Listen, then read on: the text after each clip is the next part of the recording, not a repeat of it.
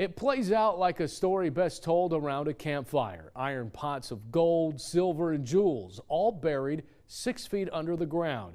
A classic tale that belongs on Ripley's infamous list of Believe It or Not.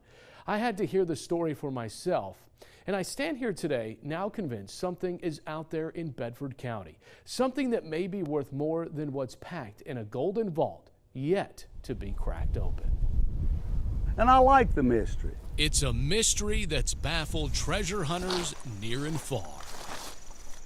Tucked away behind the Johnson family farm and somewhere beyond this tree line in Bedford County, the hunt for pots of gold and jewels still as vibrant as these sunflowers overlooking this orchard full of apples. To this day, many believe it exists. A fortune buried beneath the Blue Ridge nearly 2 centuries ago. A fortune worth roughly $60 million today. It would be nice to validate the story. The story legendary. The story of a man and his treasure.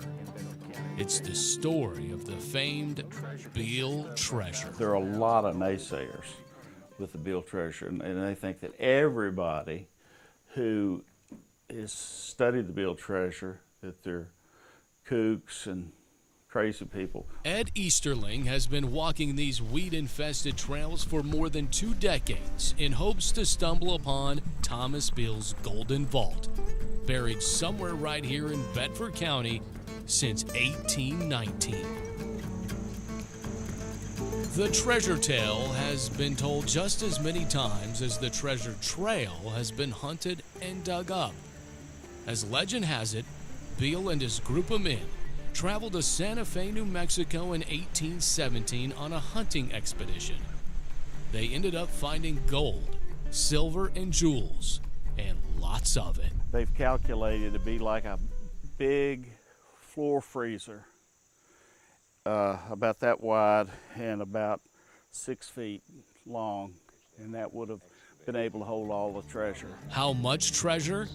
2 loads equaling nearly 3,000 pounds of gold and more than 5,000 pounds of silver. The passion that I have for the Beale treasure, if I were to be fortunate enough to find it, is the jewels that are involved in that, because at the time they were valued at $13,000, and they would be no telling how much they'd be worth. They possibly could be invaluable. Easterling is said to be the best known expert on the Beale treasure. So how come he hasn't found it? Well, the same reason why nobody has reportedly found it.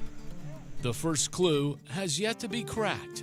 Thomas Beale inscribed 3 codes known as the Beale ciphers. The first cryptogram is said to show the exact location of the treasure. The second cipher tells what is buried, and the third code tells who should have received the treasure if Beale's men never returned. Beale trusted one man with his codes, his name, Robert Morris from Lynchburg. Beale vanished after handing the codes to Morris. Codes 1 and 3 have never been decoded, but the second cipher was cracked when a man by the name of James Ward used the Declaration of Independence to unravel the code. I know pretty much where it's at, and I didn't really want to let anybody know that I knew where it was at. So you didn't want to go dig by yourself? I didn't want to go dig. I didn't want to dig. If I found it, then if I found the buried treasure, then you wouldn't be here talking with me, would you? It's no secret that everyone who thinks they know where the treasure is located is very tight-lipped about it. But if you really do believe that tens of millions of dollars are buried somewhere here in Bedford County, you might want to start here, inside this store at the Johnson Orchard. And then you might want to head down to this wine rack right over here and pick up this bottle of wine. And this is where you can find the only map of the treasure. And you might want to look into that shovel right there, because that's where you can start looking for the treasure anywhere between here and western Bedford County. It couldn't be that many people out there fooled about it, trying to solve the mystery. Couldn't be that many. Hoax? Don't use that word around here. Beale's treasure is arguably the most sought after on the planet. There are no dead ends, just plenty of obstacles. Even world-renowned treasure hunter Mel Fisher came up empty. More money has been spent looking for the Beale treasure than any buried treasure in the world. The mystery is as rich as the Beale treasure. Ed calls it the greatest treasure hunts of all time. Bedford County may be sitting on a pot of gold. Treasure or no treasure, the legend of Thomas Beale is something that will always be a treasure in itself. Thomas Beale left us one of the greatest treasures that has not been found, and we're finding it every day in this lovely county, and people are coming to hunt for it and find out about it, and they're finding it too. The legend of Thomas Beale. Is it real? Or is it all just a dream? If it's like a dream, I'd rather keep on dreaming. As you heard, Danny Johnson would like to keep the mystery unsolved. For Ed Easterling, he is getting ready for another intense search in the near future. He believes he has pinpointed the treasure within a 12-mile radius. So the Beale treasure, it still begs the question, believe it or not? Tim Kaine's rise to political power in Washington seemed to happen overnight. He became a household name when Hillary Clinton pegged him as her running mate for the 2016 presidential election. The son of a teacher and a welder, the 59-year-old Kaine, now on the tail end of a 6-year term. But he's not showing any signs of slowing down. In a rare and personal visit in his office, Kaine opens up nearly a year after the night Donald Trump shocked the world. City council, then mayor, and then so I've sort of not missed a rung on the ladder, local, state, federal. It's all been surprising. I never thought I'd be in politics. Senator Tim Kaine's rise to political power has been a smooth ride, all up until the early morning hours of November 9th, 2016. I pledge to every citizen of our land that I will be president for all Americans, and this is so important to me. Some say it's the most shocking upset in our nation's history. And as we all know, Senator Kaine was on the losing end with Hillary Clinton, something that he's never had to deal with during his 2+ decades of public service. How much have you, throughout the year, relived what happened on election night? Do you relive it at all, or have you just kind of really let don't, it go? Yeah. I made a decision that was, I think, emotionally smart. It might have been physically stupid, but it was just like to come right back to work. So election was Tuesday, conceded Wednesday morning. I was back here Monday. It sounded like therapy for you, rather, so it doesn't disturb you at all anymore? No, I mean, things disturb me. So if I see, if the administration does something I don't agree with, that I'm not happy about it. But that would be the case whether or not I was on the ticket. Kaine admits the run for the Oval wore him down, and he needed a pick-me-up. That pick-me-up found its way to his desk and now sits in a frame, front and center, on the mantle in his office. A little girl in Charlottesville wrote me a letter that came to my desk a few days after I'd gotten off the campaign trail with Hillary. Wow. And the letter said, "Dear Senator Kaine, I'm really sorry you're not vice president, but senator's still important. Can you help stop my classmates from being deported?"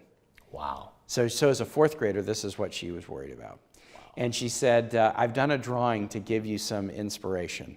And that was the drawing. So you can see she made me with more hair and thinner and younger. There you go. But the little cape, and then be the hero. And I've been using this with my own staff and our training. Every day, if somebody calls and they're worried that their home will be foreclosed on, or it's a veteran who can't get a benefit, we have the opportunity, if we do our job right, we have the opportunity to be a hero for somebody today.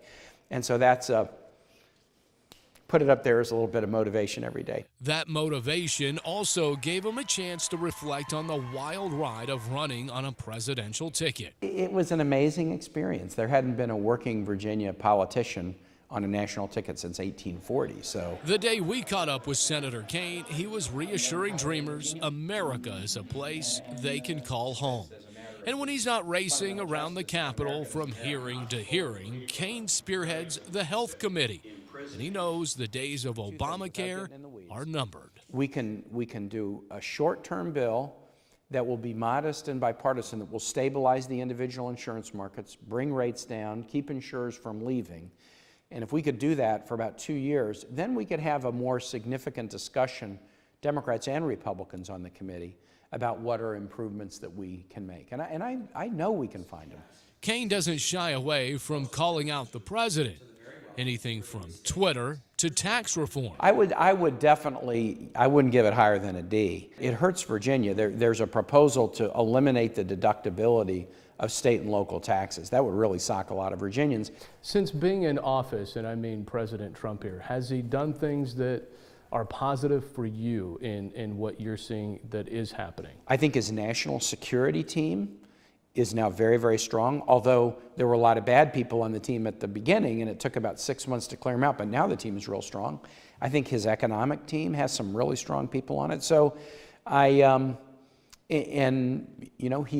wants to work on a deal with Democrats and Republicans to do protection for dreamers, wants to do something about infrastructure, wants to do something on tax reform. If he follows through on wanting to do those things, we'll be able to find common cause. So Senator Kaine feels the country's immediate future is as unpredictable as ever. As far as his future, well, let's just say becoming the leader of the free world is not exactly on his bucket list. So the taste of the presidential election didn't want you to taste it again? It was, it was exciting. I'm glad I did it, but I love being a public servant. Being on a national ticket, it's a little bit like being public property. What do you want to be remembered for? What's the one thing that says, that's my legacy, that's what Senator Kaine is all about? Just helping people. Helping people is good no matter where you're doing it. Here I can serve and live like a regular person in my neighborhood in Richmond, and everybody calls me Tim, and I don't have a big phalanx of people around me, and there's something pleasant about that. And you might be wondering, does he have any downtime? Well, the senator did tell me he does manage to squeeze in some of his favorite outdoor activities, canoeing, cycling, and hiking, and of course a workout to start his day around 5 in the morning. He also told me he has some reading to do, admitting Hillary Clinton's new book is still sitting on his desk. Congressman Bob Goodlatte has been a fixture inside the halls on the Hill for a quarter of a century. He's worked side by side with 6 different presidents, from agriculture to national security to immigration to technology. The 65-year-old continues to make a lasting impact on our everyday lives. I sat down with the chairman of the House Judiciary Committee, who is hardly slowing down as he closes out his final year as our representative. I wanted to either go to Bates College in Lewiston, Maine and become a professional baseball player, or I wanted to go to Harvard University and become a lawyer. So I went to Bates College and became a lawyer. His dream of becoming an Ivy Leaguer or even a big leaguer never panned out. But Bob Goodlatte has been the utility man on Capitol Hill. Even his introduction to the political arena was memorable. And my vote was for the then minority leader, Bob Michel. But when they got to my name, a congressman from Pennsylvania named Bill Goodling stood up and voted because he wasn't ready for another name to be in front of his, Goodlatte. The immigration lawyer won the 6th district back in 1992 and has never looked back, winning re-election 11 times. In fact, prior to 2012, Goodlatte had never faced a primary challenge, and throughout his tenure, he's never received less than 60% of the vote during election years. Now, for the first time in a quarter of a century, Goodlatte's seat is up for grabs, knowing his time has come and gone. My wife and I talk on the phone every Monday through Thursday nights for 25 years now, and she and I are both looking forward to doing something different. Goodlatte admitting he thought he would only serve for 12 years, but his popularity and power continued to grow, leading him to the top chair in this room, the House of Justice. In 2013, Goodlatte was named the chairman of the Judiciary Committee, the first chairman from Virginia in 125 years. Through it all, Goodlatte stays grounded, even humbled, never forgetting his political roots in Roanoke. I am their representative, And I'm mindful of the fact that not all of them agree with everything that I do. But many would agree Goodlatte has never been one to sit on the sidelines. He's no stranger to pushing new legislation to the president's desk, from spearheading the new immigration bill to championing the cause for border security, the fight against the opioid crisis, protecting constitutional rights, and the digital age. Goodlatte has been an authority on hundreds of bills. Arguably his biggest highlight on Capitol Hill, his leading role in passing 2 farm bills as Ag Chairman from 2003 to 2007. So what's your legacy here? What's the one thing that, when you're walking out this door for the final time, you want people to say about you? Well, I think it is my hard work to build respect for the rule of law. The foundation of any civilization is based upon common respect of people for each other and making sure that we have ways to resolve disputes peacefully. I've seen him when he's had legislative victories. I've seen him when he has legislative setbacks.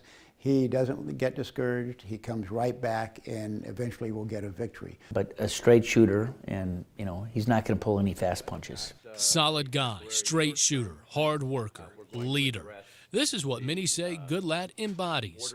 But the 65-year-old congressman had to learn how to become, of all things, a people person. I've learned about myself that, first of all, this is a job where you have to like people.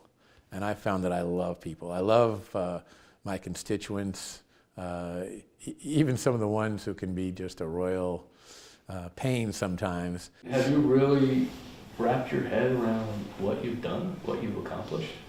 Well, I don't want to do that. I want to keep on working, and even after I leave here, I want to keep on doing things that I think will be not just interesting to me, because this has been a really interesting job, but also something that's worthwhile.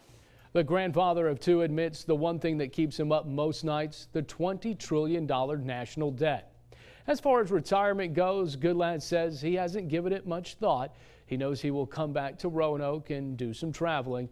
And after looking at his coffee table of baseballs, maybe his final mission will be to fetch the ball that will complete his collection, a signed Ted Williams. I can see it now, looking at you. I can, imagination. I can look right at that house there and see the beach and see the guys coming in. That's how fresh it is. Corporal William Dabney rarely talks about the day that remains so vivid in his mind. I laid amongst the dead and ordered my 2 men to lay down and not move, because if you lay like you're dead and you don't move, they won't shoot you. They won't waste no bullet on you. June 6, 1944. Dabney had no idea what he was in for. His commanding officers never telling him they were going to fly their balloon battalion into enemy territory. It turned out to be one of the first missions for Operation Neptune, often referred to as D-Day. In 1942, he decided at the age of 17 to drop out of high school and enlist into the Army, becoming a corporal of the 320th Barrage Balloon Battalion. His balloon deployed on Utah Beach. It was to shield American troops as German airstrikers flew above. His balloon was quickly shot down. I knew I'd been listening to that because I was there when guys was dropping right in front of me and behind me and everywhere. If I would have stood up there and tried to draw the chute up in the mountain there, I would have got shot down in a second. Dabney would play dead in the sand and not move a muscle for nearly 4 hours. In the here and now, he is known as one of the last surviving members of the 621-man unit. His service revered by the French, as he was honored in 2009 with the Legion of Honor, France's highest medal. On American soil, the 320th Balloon Battalion is known as the forgotten story of D-Day, the black heroes who put their lives on the line. There's very little to commemorate their bravery, only a plaque at the National D-Day Memorial in Bedford. And now, at 93 years old, Williams still calls Roanoke home with his college sweetheart of 66 years. A war hero, a national treasure, with a simple reflection of one of the most poignant days in American history. I just more or less think about how lucky I was. Corporal Dabney's forgotten story of D-Day plays out like a movie. Little did he know, his story inspired one of the greatest war movies to ever hit the big screen.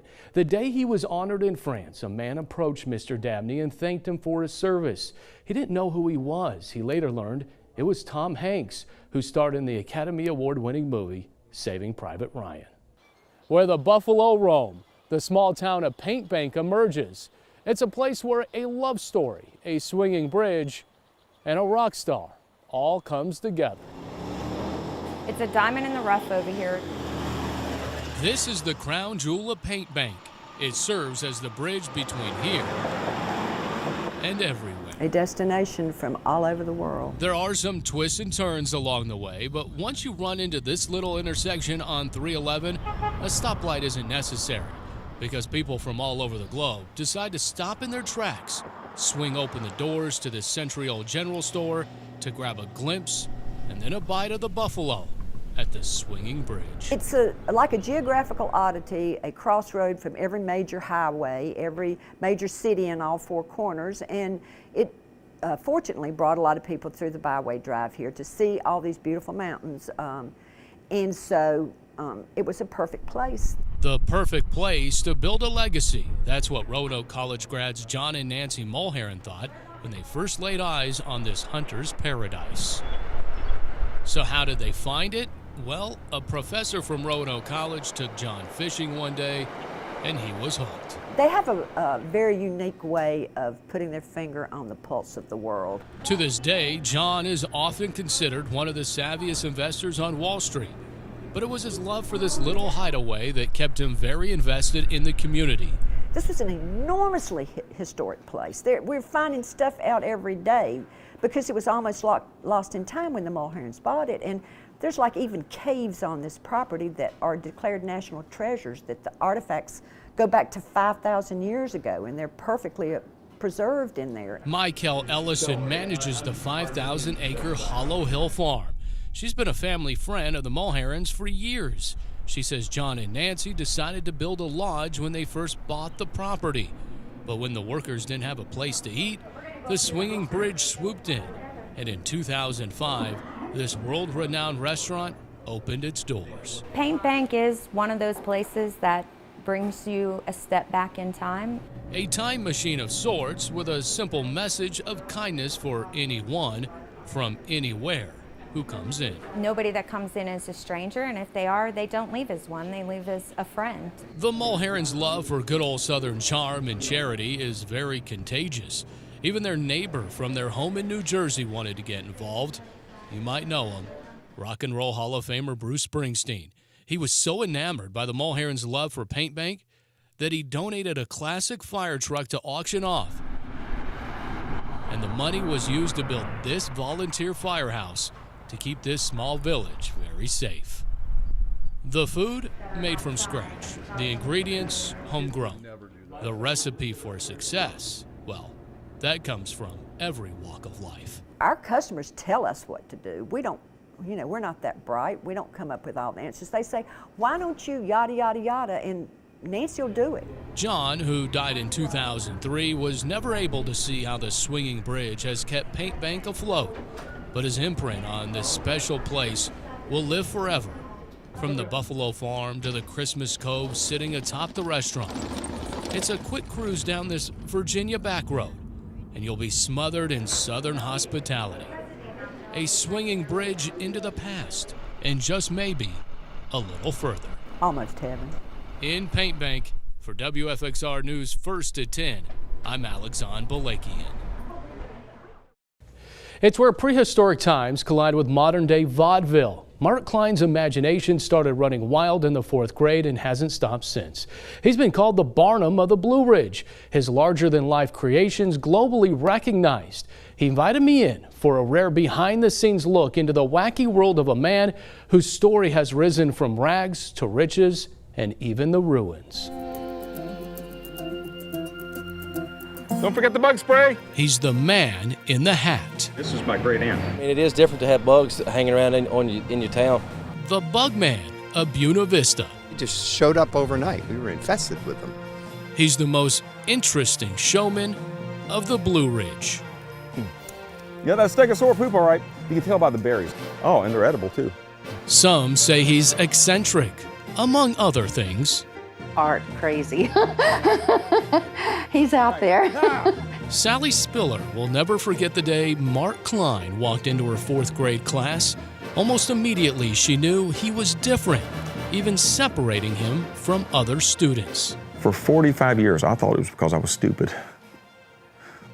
You know, and she told me, no, Mark, that's not it. While that stigma stuck for decades, Klein's comic creations were being molded, and soon his popularity took off. I'm from Waynesboro, and it says, youngster uses fertile imagination in comic strip. That fertile imagination grew virtually overnight. But when he turned 21, reality set in. Get a real job or build a handmade monster museum.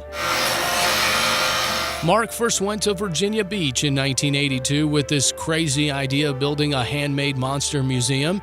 He was basically laughed out of town. So with only $5 left to his name, Mark turned to conventional wisdom. From a palm reader, of course. She said, if you stick with your dreams, these will come true bigger than you can ever imagine. The man who labels himself a successful failure took that valuable advice and made a profound business decision. I didn't have any money, but I wanted to get a glass of water. I looked at those placemats, and there was Natural Bridge and Front Royal. I circled both, flipped a coin, and I landed on Natural Bridge. Wouldn't you know it, Natural Bridge embraced Mark's monster idea. And then Mark did what any kid would do without a dime to his name. He asked his parents for a loan. If it wasn't for my parents, my dreams wouldn't come true. This would all disappear right now. I had to learn how to survive, so I became the entertainer. The class clown, if you will. So the class clown needed props. So I learned how to make props. They were expensive, so I had to make them out of whatever materials were available. And this is all fiberglass, but this was originally sculpted out of clay. And from there, Mark's first museum was born and became a tourist hotspot. But in 2001, tragedy hit. Mark's art studio was set on fire. All the paintings that I'd done, the films that I'd made, were all gone in a matter of 2 hours. Then in 2012, the museum that was a monster hit for tourists also went up in flames. Welcome to Dinosaur Kingdom 2.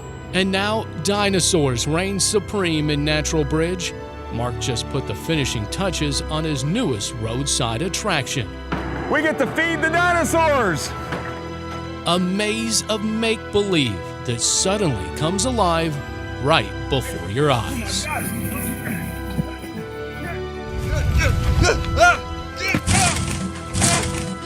Of course, don't mess with Mama. Do not mess with Mama. So I'm almost like an emergency physician. Right. Sometimes I get called out because there are these fiberglass pieces all across the country and nobody knows how to fix these things. From big bugs on buildings to the land of the lost, it's safe to say some 5 decades later, that fertile imagination is still growing. I knew he was creative, but I never knew he'd make this such a dramatic leap to all this wonderful stuff. He's the showman who keeps the Blue Ridge wondering what will pop up next. Nothing as humiliating as getting kicked in the rear end by clown shoes at the end of the day. What a character, that Mark Klein. He also tells me no arrests were ever made in the 2001 arson fire, and fire officials were never able to find the cause of the 2012 fire. Mark also tells me his final project will come in a classroom where he wants to sculpt young minds on how to carry on his creations. I'm Alexan Balekian, WFXR News, First at 10. They say it's the best kept secret in Central Virginia, with graves as old as 200 years old and even George Washington's great niece Eleanor buried right here. But here in Lynchburg, the old city cemetery is as lively as ever. Magical.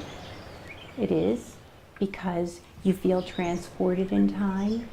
It's where the dead comes to life, where America's roots are buried with 2,200 Confederate soldiers, a place where some believe heaven meets earth. life and death are very similar, but it's a very living place, and I think that's what gives folks peace here, even though they know it's a cemetery, that they feel a warm, good feeling when they come to visit us.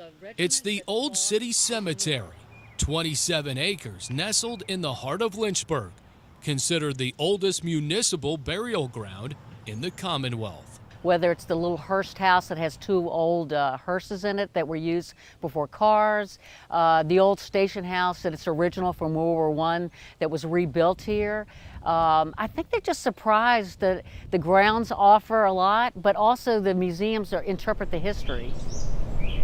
While this cemetery is home to nearly 20,000 people, many of whom checked in before 1925, it's this pest house that breathes life into what is known as the first hospital in Lynchburg. This is where we tell the other story, the other war that was happening, when it was the disease that was fighting the men, also on the battlefield. Dr. John J. Terrell, a 19th century miracle worker. This is his poison chest, where today we would call it a medicine cabinet. Back then they knew that there was only one distinction between a poison and a medicine, and that is its dose. Dr. Terrell's pest house, or smallpox hospital, was equipped with one feature that reduced the mortality rate all the way down to 5%. At the time, probably there was a 25% death rate that might even have gone up to 50%, but he was able to drop it by these techniques: the darkness, the care, the sand on the floor. This dark room, a replica of the first known pest house in the mid-Atlantic, used as a quarantine hospital for Confederate soldiers. The sand keeping illnesses from spreading. But soup was hardly the food of choice. It was sauerkraut. To nurse them back to health. Sauerkraut was a fermented vegetable, had vitamin A and vitamin C. It never went bad. You might say it never went good. So because of those things, he was able to drop the mortality rate down to 5%. From Dr. Terrell's poison chest to the asthma chair, and even this surgical amputation kit from the 1880s. A treasure trove of early medicine, a glimpse into the past. The Old City Cemetery, and this pest house, a place in the heart of Lynchburg where the scars of the Civil War are alive and well. We are seeing one of nature's, most beautiful things. When Mother Nature collides with one of God's creations, it tends to make people stop in their tracks. It's rare to see. Some might even say it's the frozen eclipse of waterfalls. It's the moment when the Cascade Falls in Giles County completely freezes over. The air temperature has to be below freezing for 4+ days for it to get a significant freeze. And this is definitely the first time in the last 6 years that I know of that it's frozen over completely. If you can brave the frigid temps and of course the slushy 4-mile round trip hike, you'll find one of nature's most curious treasures. The largest waterfall in Southwest Virginia becomes frozen in time, surrounded by 200-foot cliff walls that transform into ice formations. This last cold snap that we saw lasted much longer than in recent history. So this is a rare occurrence to see it frozen over like this. It is 69 foot high on a normal day. The ice pack you see at the bottom now is probably about 15 feet high. So you're not really getting the full height of the Cascades waterfall right now. After slipping and sliding around the scenic trail, we finally made it. The sight will leave you speechless. Yes, even me. And though it's not allowed, hikers sloshing through the fluff to get a closer look. A look at what nature and water can do. Not only is it a gorgeous waterfall and it's a strenuous hike to get out and do, but it definitely brings the community together to get out on the trail and meet people, talk to people, and then end at this beautiful site. Yes, the heart rate is definitely sky high. It only took 8,700 steps to get to this point. Truly breathtaking. Some say it's a bucket list item. Well, I can officially cross it off mine.